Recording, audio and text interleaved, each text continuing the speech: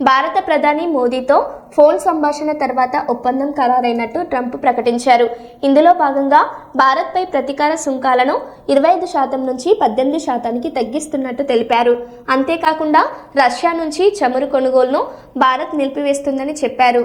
అలాగే అమెరికాపై సుంకాలను 0కు తగ్గించబోతున్నదని ప్రకటించారు.